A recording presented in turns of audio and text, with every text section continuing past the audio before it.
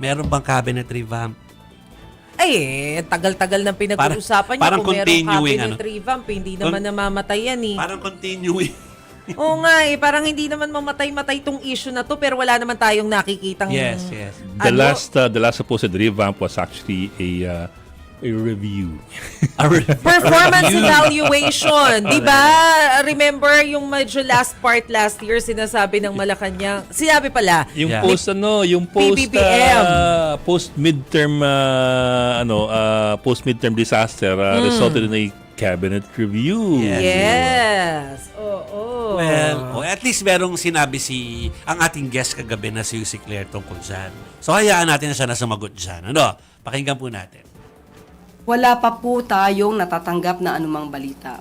Baka may nagpapakalat pero as of now wala. We are making our performance at the discretion of the President. Wala pong ipinararating na magkakaroon po ng cabinet revamp. As of now. As of now, Oo. Alam mo naman, gulatan naman eh kapag nagkakaroon ng changes sa gabinete. Yeah, and it's not a denial. It's simply saying na wala pang pinararating. Wala pa for now. Oo. Parang... alam mo ba, meron akong anecdote dyan. Kasi nga kanina nakita yata kami ni Ed sa taas. We were, hinahabol namin yung corporate gifts ng Signal. May mga payong. Oo. Hinahabol namin. So, nakakatawa kasi yung listahan na meron kami, luma pa yung mga posisyon ng mga CABSEC o kaya yung mga USEC.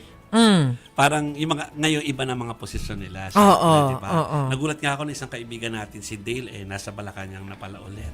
Hindi, wala. Sabi na kay ES. Wala. Nako, hindi updated yung mga listahan natin na yan. DICT, di ba? Hindi, wala rin. Wala rin. Kung makapagtanong pa naman kay Dale. Hi, Dale. Hello, Hindi si Dale Dale. Cebu, ha? Si Dale reporter dati. Dale de Vera. Hi, Dale. Ang ating cuddly bear. Yes.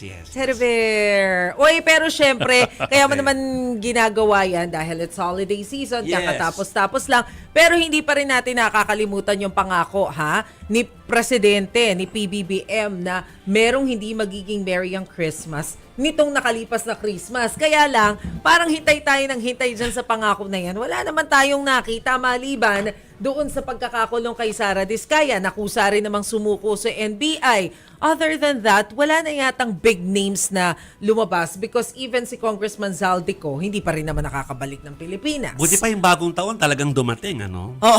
At natupad, Pero sila, parang hindi natupad yan. Hindi talaga natupad. Pero ang tanong kasi dyan ng Malacanang, bakit may pinangalanan ba si Presidente? Ay. Ito po yung sinabi ni Jose Castro.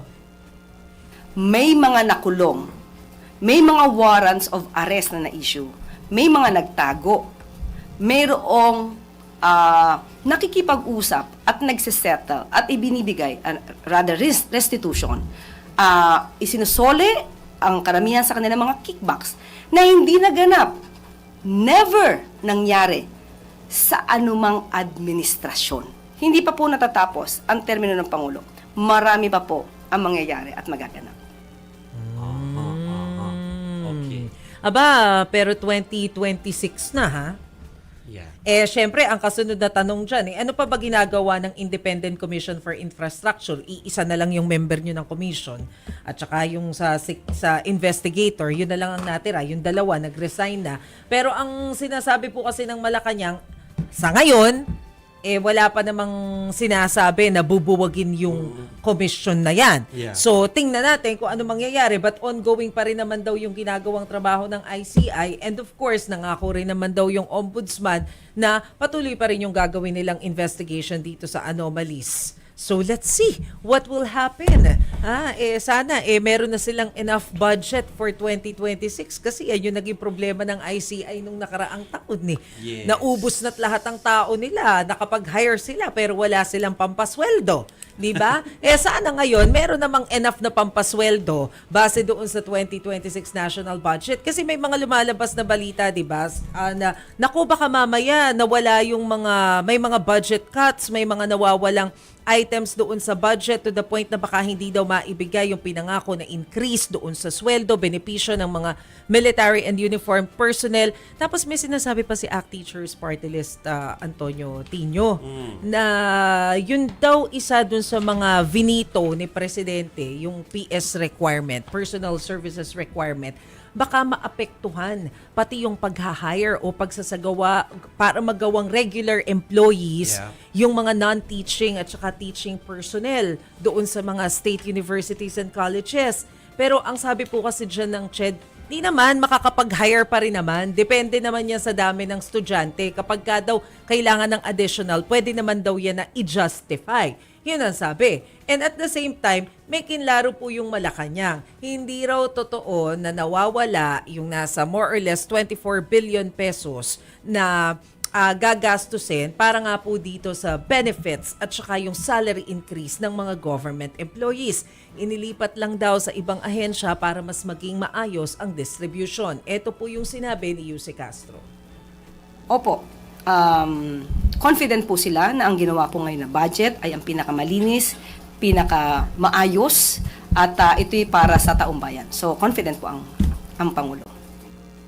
So yung sinasagot dyan ni Yuse Castro ay yung banta ni Representative Edgar Erice na magfa-file ng kaso before the Supreme Court dahil nga unconstitutional daw yung 2026 national budget dahil doon sa mga unprogrammed appropriations. Kino-question po kasi dyan na ito daw UA, itong mga items sa ilalim na ito, wala namang direct source nung funding. Correct. So yan po yung sinasagot dyan ni Yuse Castro. Alam ko. Sige. Sige, ano yung Alam mo? ko na meron pang isang soundbite o sinabi at quotable quote si Yuse Claire kanina tungkol sa vice-presidente. Pero mamaya natin ikabit yun dahil may reaction din doon si Congressman Pulong Duterte na nasa The Hague.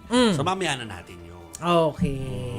So unless meron pa bang ibang sinabi, Mase? Basically, yun. Kasi ang naging focus kanina, yung education sector na nakakuha ng pinakamalaking bulk Okay. ng budget for 2026. Yeah.